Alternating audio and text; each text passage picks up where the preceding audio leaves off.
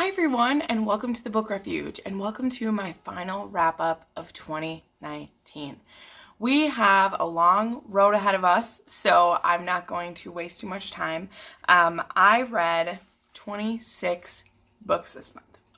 One of the things I don't always mention in my wrap-ups is the amount of Kindle Unlimited books that I read, just because I've mentioned this before. Sometimes I kind of skim them, or they don't end up being what I want them to be, and so I don't have anything to say about them.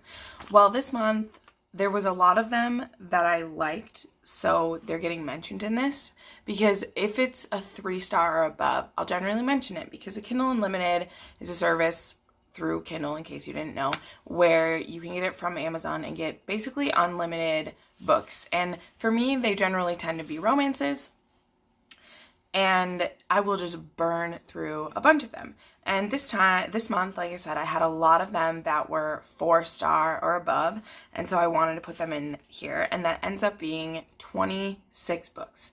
So let's go ahead and dive into this. This is going to be a romance heavy, except for a few.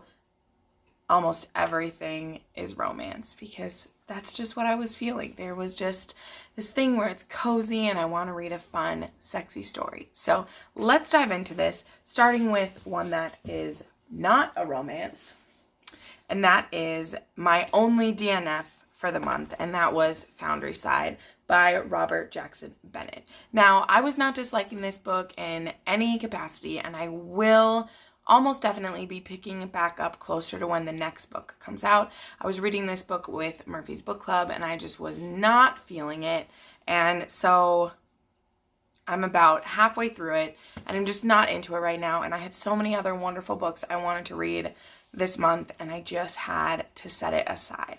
So I don't have any other opinion on this. It just was going too slowly for me, and then I found out a tiny spoiler that really just made me lose all of my interest. So, but I will pick it back up, because Murphy said the magic is really fascinating, and I was seeing that, and there's some cool stuff happening. But this is an adult fantasy about this girl named Sansia, who, when she touches an item, she gets memories and feelings from it. So it's a little bit of that thing where it's like a lonely world, because anything she touches or has been touched by other people, she can hear it. And so she doesn't get a lot of rest because of it, just because of always hearing the voices or hearing the memories from things. So it's one of those. And she gets asked to steal something, and the thing that she steals leads her on an adventure.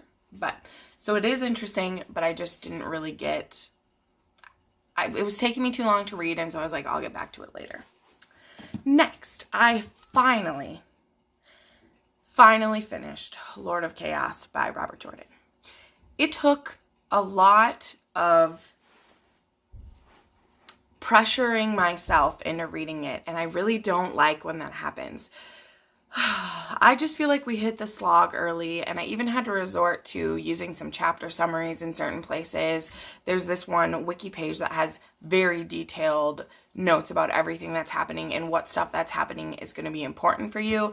So no shame in the fact that this book was the book that took me the longest to read in 2019. I had this book open for 102 days because I track, not 102, I'm sorry, 82 days, because I track in one of my Excel spreadsheets how many days I'm reading a book for. And yeah, so I only gave this 3 stars. I'm not giving up by any means. I took a break in December, and I'm taking a break in January, maybe. Murphy's starting the next book, and I don't want to be behind her again, so I may. It's a little bit smaller one, and I know that a couple of plot points that I've been waiting for are finally going to happen, so I may continue. But it's not on my TBR technically, but maybe I'll get to it. So sadly, this one was a 3-star for me. Next, we have a couple Kindle Unlimited. The first one was Heat Wave by Karina Halle. So I really liked Karina. Last month I read her Royal series, and I loved it so much, so I was reading some other books by her. This one had a very interesting story. It's about this girl that her sister has just died recently, and her sister had a husband, and she's always been kind of attracted to her sister's husband, and there are some secrets that her sister was keeping, and a lot of people believe a lot of lies about her, you know, widower now, because they were, you know, still married when she died. And this woman ends up working for her, you know, brother-in-law, because it's not, I don't know, her widowed brother-in-law. And there's a connection between them, and she feels like they need to deny that since he's her sister's widower and doesn't want to, you know, make anyone think this or that about, you know, were they liking each other before her sister died, even though on her part it was just an attraction. She had never done anything and he hadn't either, but it just gets them in kind of a interesting situation. So it was okay. It was fun. I gave it a 3 star as well. But it was kind of a cool setup and I liked the story. It just was a little sad. And so I think that's why I just wasn't in the mood for that at the time. The next one was Hate Crush by A. Zavarelli. This to me was a Dark Notes almost exact copy, which Dark Notes was one of my favorite romances of the year. You'll see that in my videos I have coming this week. And so it felt really redundant, which I'm not like blaming anyone for that. That just happens. There are only so many versions of stories you can tell. Because this one was it was a taboo age gap between a teacher and a 17-year-old student.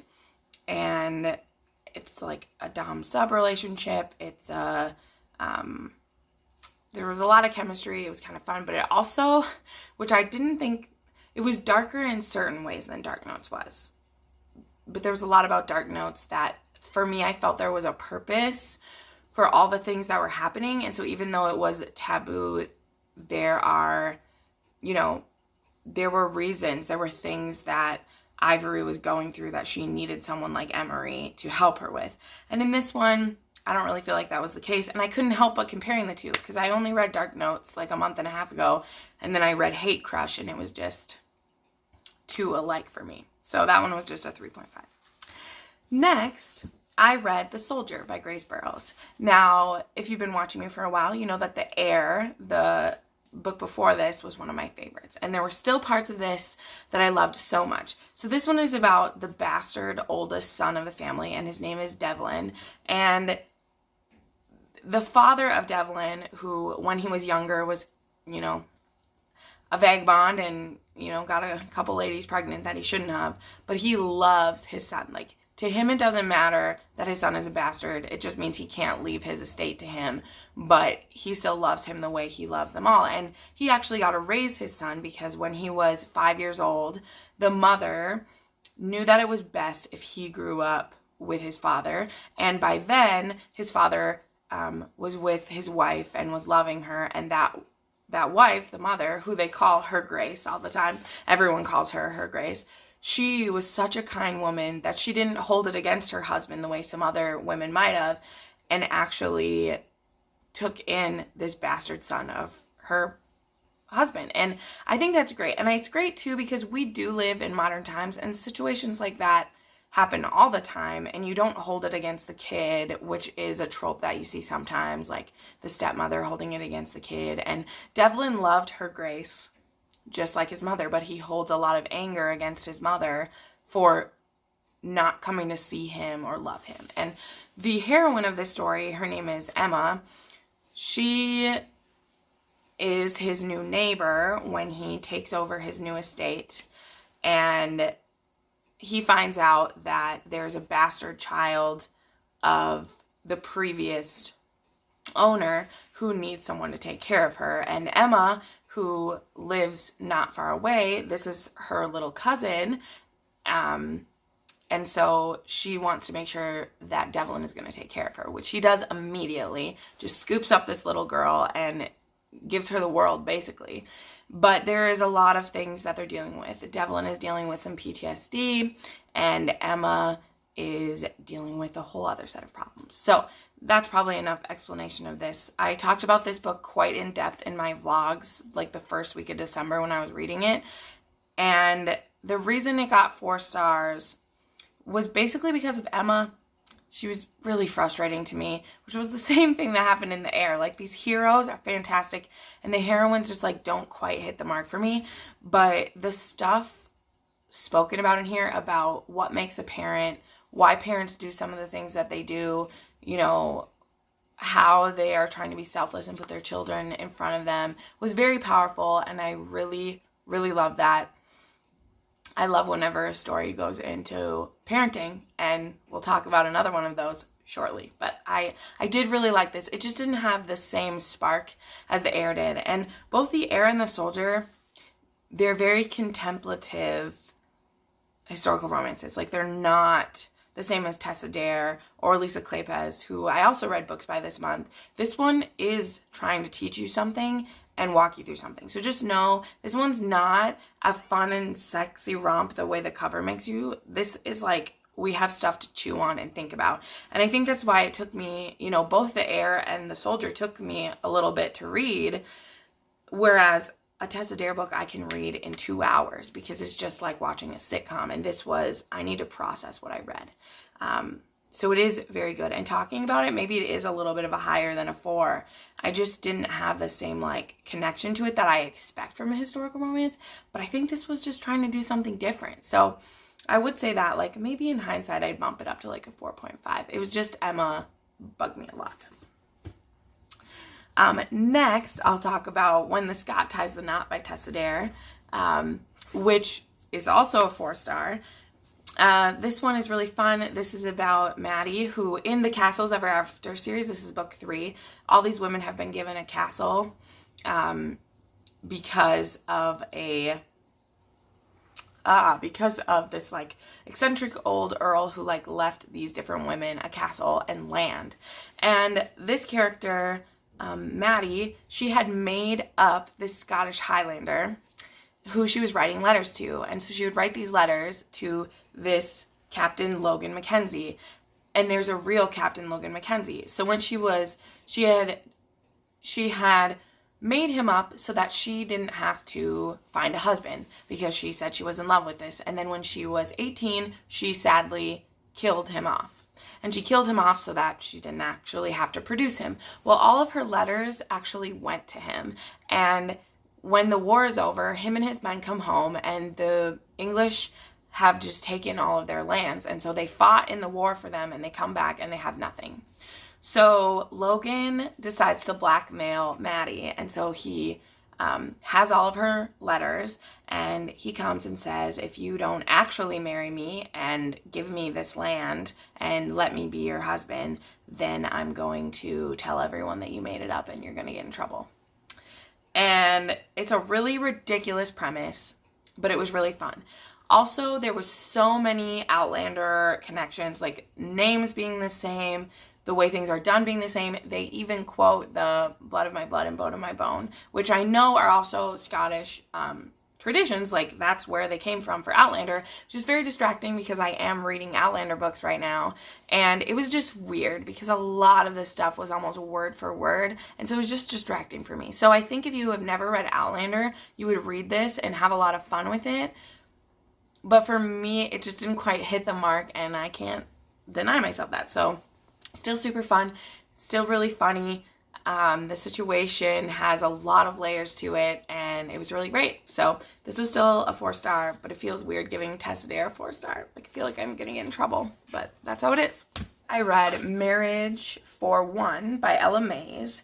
This was a Kindle Unlimited book. This was a marriage of convenience with Jack and Rose. And yes, there are tons of Titanic references and like jokes made. And this is a situation where Rose is creating this coffee shop, and something's going to happen where she's going to lose it. And so Jack, who is a lawyer and a businessman, he decides to marry her and give her this coffee shop, and then for reasons which are really vague.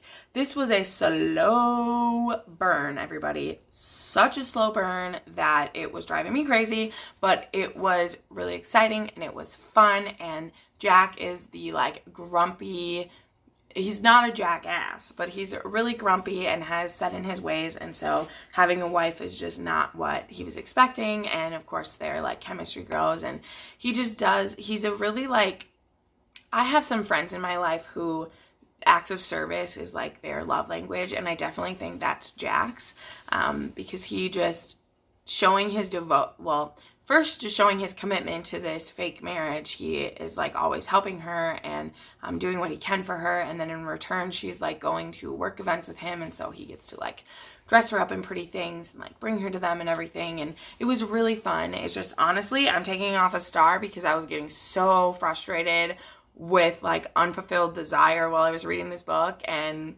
I'm just warning you about it. And then also the conflict was ridiculous. So there also is like trigger warnings for panic attacks. I don't know if you give trigger warnings for that, but I will. But it was really cool to see. So Rose gets really bad panic attacks, and she actually, like, there's some like medical issues that come up, and how it's handled in this marriage of convenience was very interesting. Like, that was very compelling. But yeah, again, 4 stars for that. Next, I'm so sad. Like, all 3 of my historical romances were 4 stars. But I read The Devil's Daughter by Lisa Kleypas, which is the 5th, and now I'm caught up to the Ravenel series. This is Ravenel's Meet the Wallflowers, which I'm really excited to start the Wallflower series. I'm planning to do that very soon within the new year so that I can see where these 2 series meet. But this one is about Phoebe, who is a widow. She lost her husband, and then West. And so and I'll tell you straight up, the reason this is 4 stars for me is 2 reasons. One, I have been waiting for West's book since the first book. I loved his character especially the first 3 books of the series. We see him a lot, and I was waiting for his, because we've already seen him like go through kind of an arc. And so I think that's why this book was a little bit frustrating, is that I've already seen him do most of this work, and then they try to have him have another character arc, and I feel like the arc he was having, he already had in some ways. And then Phoebe, she's wonderful. She's the daughter of Evie and the Rake, I don't remember, but who is the devil, obviously. He's called the devil. And she and her husband, like, her husband was always really sick. He was a very sickly person, and when West was young, he had teased Henry a lot. And he had written letters to his, like, they were courting even back then, like, they liked each other since they were kids. And he had said how mean West was to him. So when she has to be around West because her brother marries his sister, she just hates him because of letters that her husband wrote when he was like 16 or whatever. And it's funny because West used to be mean like that, but he's grown so much, and he was a kid, and there's a lot of conversation that gets had about the fact that, like, bullying is bad. Nobody should be bullied. However, kids do that, and we grow out of it. Like, there are people who were a bully when they were the bully when they were a kid, and they grow out of it and they realize how horrible it is. And so that was a cool perspective to see too, because West is seen as a bully by her, and he's not a bully anymore. He hasn't been for 15 years. But that's the perspective she has because she loves her husband so much, and that's what she remembers about it. So it was very interesting, but I just wanted more for West. Not that Phoebe's not enough. I mean, I wanted more to the story than it being about he was a bully when he was a kid, because I feel like he's already went through this arc, and so I just didn't like that. And I wanted more for West because West is a precious snowflake to me. All right, now we'll go through a ton more Kindle romances pretty quickly here. So the next thing is I read Marx Girl and Gym Junkie by, sorry, I have 2 different lists here, by T.L. Swan. I was finishing up this series where it started for me with reading Dr. Stanton, which I read last month, and I loved it. And there's this series, which I can't remember what the series is called, but I think it's the Marx series. But they're about this family and then like how they intersect with each other. And the first one was a taboo romance between cousins, who aren't really cousins, but they think that they are, and that's the part of it. And then all the rest of these people come in different year intervals after them. And Gym Junkie was about Ben, not Ben. I did it wrong. Marx Girl was about Ben and one of the sisters, and we've been watching their love story kind of like spiral in and out of itself over the past books that I read. And then Junkie is about a Marx brother. It's the oldest Marx brother, and he meets a girl in a gym, and they have kind of like a one-night stand, and it just like goes from there. So I don't know. I actually gave Junkie 5 stars, and Marx Girl was 4 stars for me. These were really fun. They were really sexy. I love all of T.L. Swan's writing so far. I love it so much, and I want to get the entire like Stanton series. It's the Stanton series, because it's so good, and there's still 2 more she needs to write, and she doesn't have them written, or like when they're coming out, and I'm like, please write more. I read just recently the new Camelot Trilogy by Sierra Simone. So quick side note with Sierra Simone. The first book I ever read by her was A Lesson in Thorns. That's the first one I ever read, and I did not like it. And then I tried Feast of something, the Feast of Sparks, and it didn't get any better for me. And those are the ones she read. But then I read Priest by her, which you guys know, well, maybe you don't, is one of my like favorite dark romances I've read this year. Woo!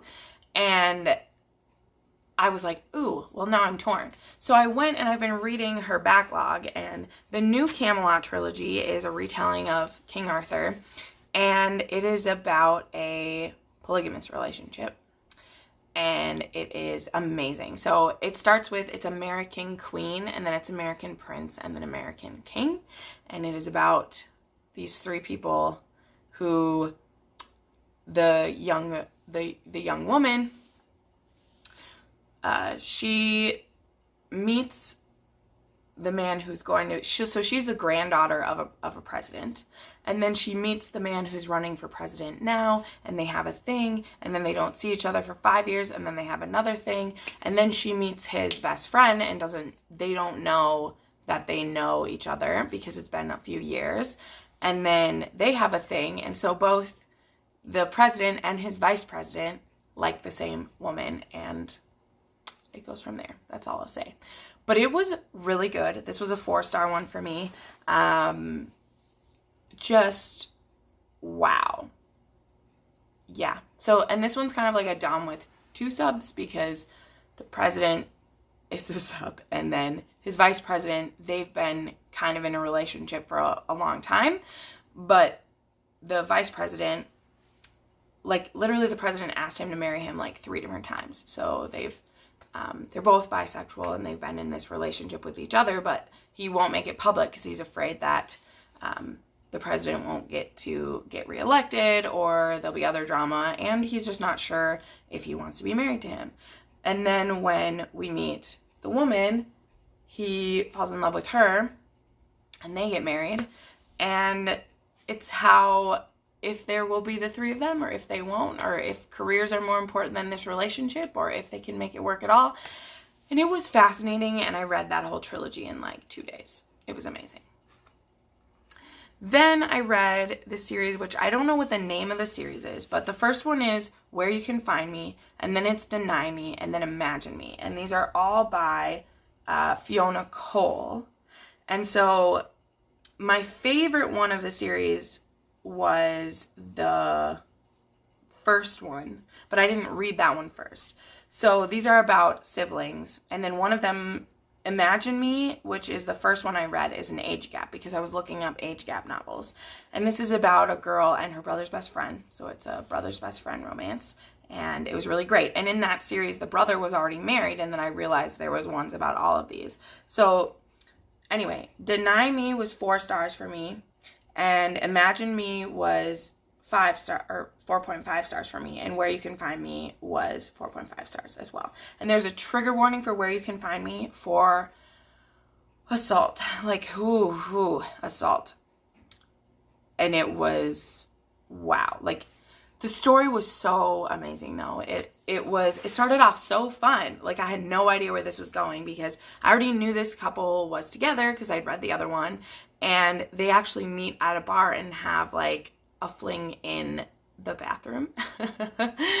And they have sex in a bathroom stall, which, ew, like, really? Whatever. But they just start dating. Like, there's no drama with that part of it, because they're the first ones to start dating. So nobody's anybody's sister or brother or anything. This couple just starts dating and it's fun, and then things go wrong and it's nothing to do with them. And so I like that aspect of it because I haven't read too many romances where one of the couple doesn't do something to mess it up, especially a lot of these that I've been reading.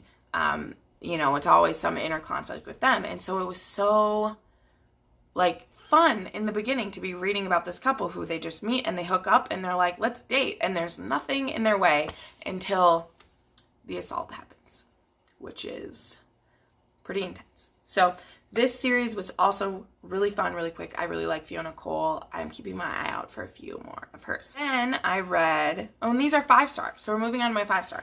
Then I read the Ivy Leafhold Trilogy by Sierra Simone.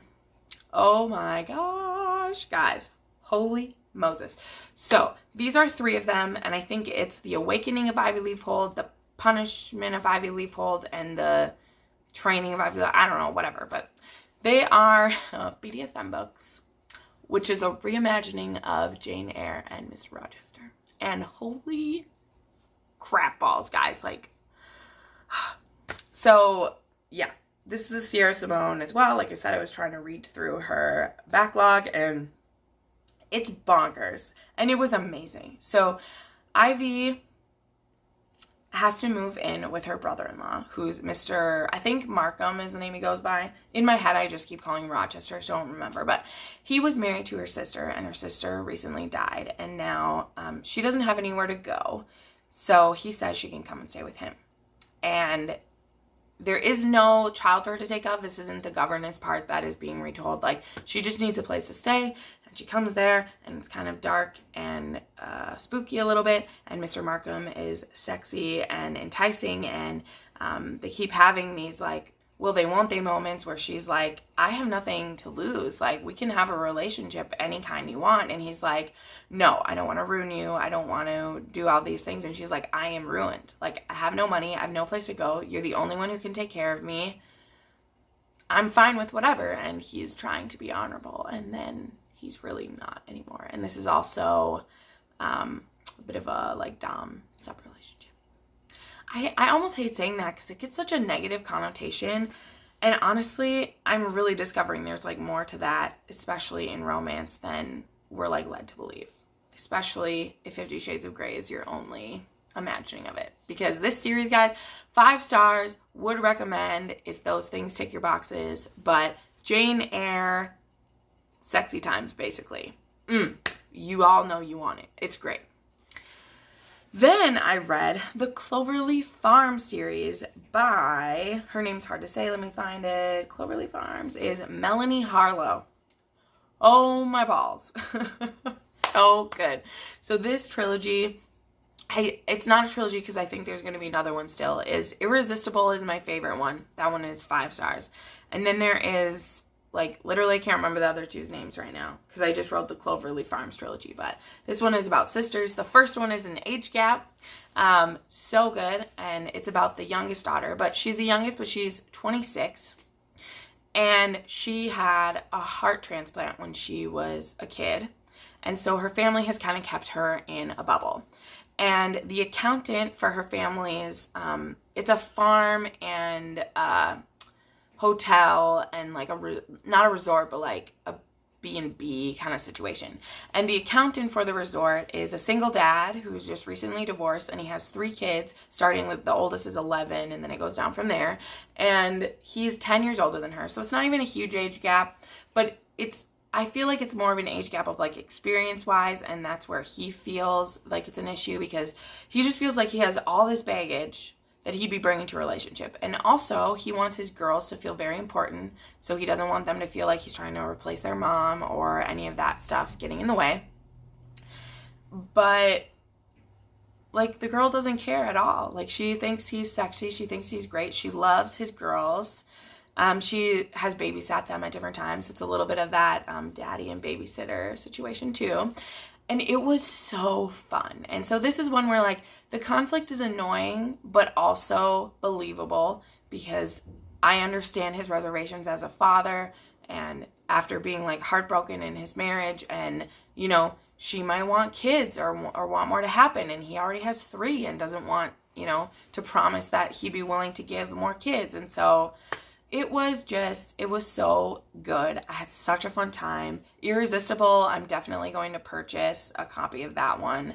And I really loved all 3. One of the other ones is about these 2 that they've just been, one of the older sisters, Chloe, she's just been best friends with this guy her whole life. They've been friends.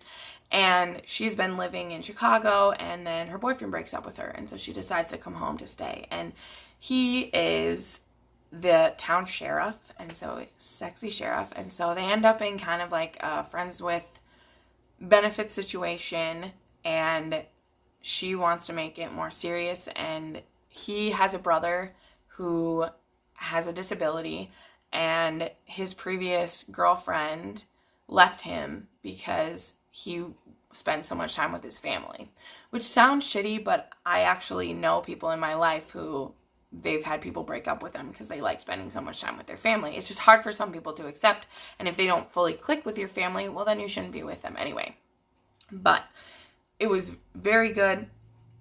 I had a great time reading it, and I really enjoyed that one as well. And then the one that I only gave 4 stars was about these 2 that they're just kind of like hated on each other all the time. And this is one of the sisters, she wants to start a distillery, and he already has one started. And so her parents are like, you should apprentice to him, and if it goes well, like, we'll help fund your distillery you want to do, but we want you to get some training first and not just dive head on. And they've been kind of like each other's firsts in a lot of ways. But they also have this like love-hate thing, more on her side than on his, because he just thinks she's kind of like cute and adorable, and that makes her like hate him even more. But I didn't love this one as much as the other 2, but they were still fun, and I really love that series, and I can't wait for there to be more out.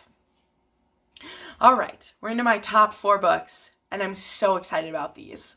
Let's start with this one. I finally got On the Island by Tracy Garvis Graves. Oh, was I so excited to read this book, guys. I have heard this talked about before. This used to be a self-published novel, and then it did so well that it got picked up by a publisher. It's so good. So this is an age gap between a teacher and student, and it is the most realistic and like beautiful version of a teacher-student that I have ever seen that is acceptable and makes sense. And now I'll explain to you why. So if you haven't heard about this book, On the Island is about Anna and TJ. TJ has just is in remission for cancer, and so he's very behind in school. He is almost about to turn 17, and he's missed like a year and a half of school. So his parents hire him a tutor, Anna, and for the summer, as kind of like a vacation / celebration that TJ doesn't have cancer anymore, they're going to go to one of the islands in the Maldives and stay there for the summer, and then Anna's going to live there and tutor him so that he can kind of relax as well as catch up in school.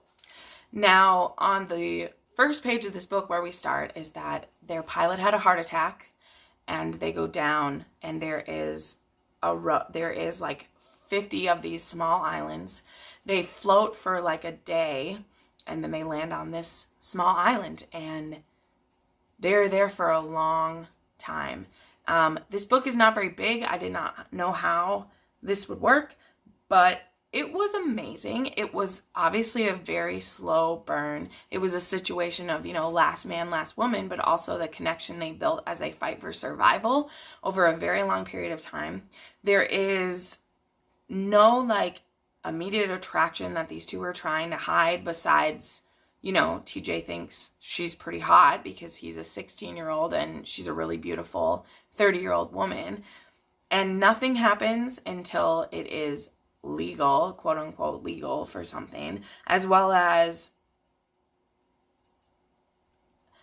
and my sister asked me this question too, because she's like, what just makes someone a man the day they turn 18 or something? But I think you have to read it to understand. And as someone who, I love age gap romances anyway, I like them to not really be taboo ones though. Like, I read some of them, I've just spoke about a couple before, but I generally don't have this passionate of feelings about the taboo ones, besides Dark Melons, but that was a special case.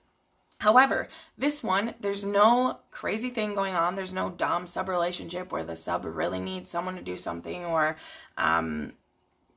inappropriate thoughts or whatever. This is these two people stranded on an island for years who watch each other grow, save each other's lives, go through some of the worst experiences you could ever imagine. And then what is keeping... Sorry, I filled up one of my camera things. Society isn't there to stop them, so what's keeping them apart? And what's crazy is not just what happens on the island, but what happens after. And this was 5 out of 5 stars. Would recommend. I don't even think you need to love age gap for this. This was a very slow burn, very well thought out. And it was touching. Like, I cried so many times reading this. I read this in 2.5 hours on the way home from Christmas with my family, because I finished reading Drums of Autumn, and this was the only other book I brought with me, and it was gut-wrenching, beautiful, and freaking fantastic. And I wish I hadn't already made my best books of 2019 video, because it would be there. All right. Next, I want to talk about Supernova, which I finally got to. This is the wrap-up of the Renegades Trilogy by Marissa Meyer, and 5 stars. Wow, wow, wow. For things being a slow burn in maybe the first one, which I didn't agree with because I thought it all was fascinating and there was a lot of world to set up so that this book could happen. And Marissa Meyer doesn't pull any punches, guys. Like, we all have this like fun, fluffy feeling about her. This book goes there. Like, I was like, how is this conflict going to be resolved? How are these things going to happen? What's going to go down? And guys, it is happening. It is happening. This book is so good.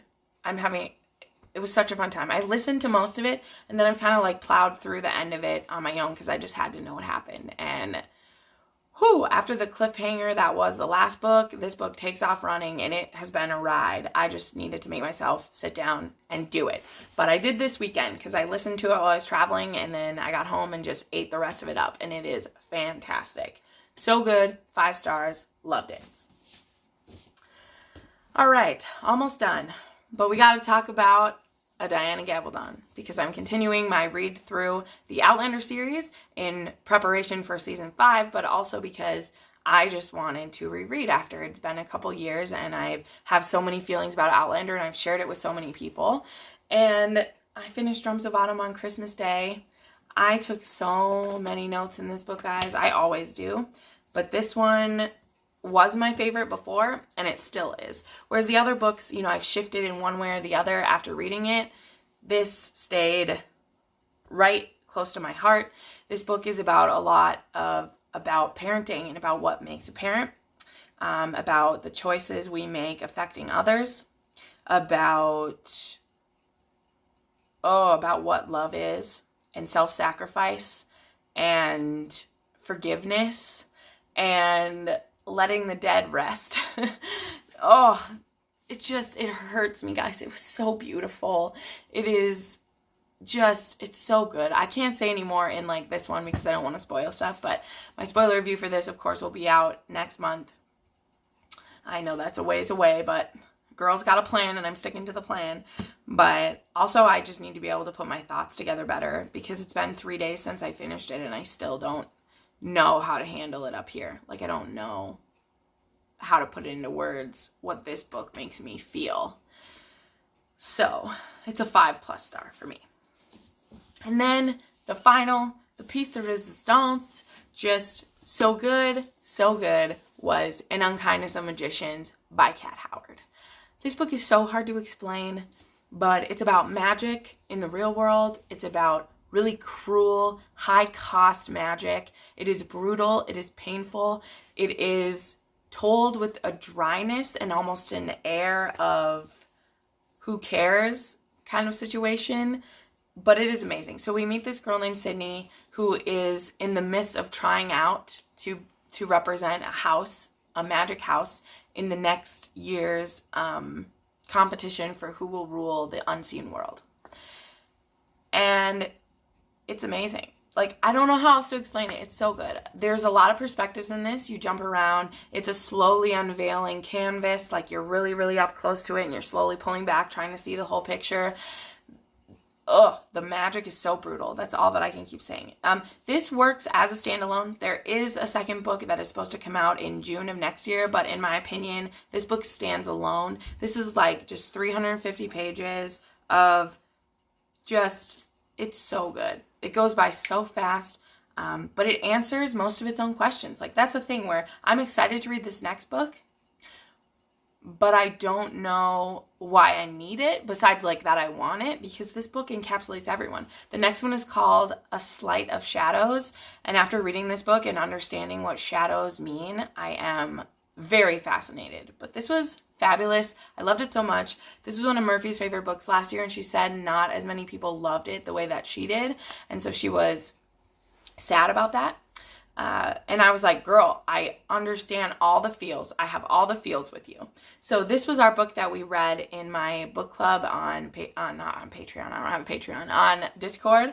And most of you all loved it too. Most of you read it so much faster than I did, because I like waited too long to start it, but then I finished it in like 2 days once I picked it up too. So this was fabulous, and 5 out of 5 stars. One of my favorite books of this year. It was so good. So I'll stop rambling now. Oh my gosh. It's not the longest wrap up I've ever done. You know it. I kind of talked fast about some of these, but thank you so much for watching.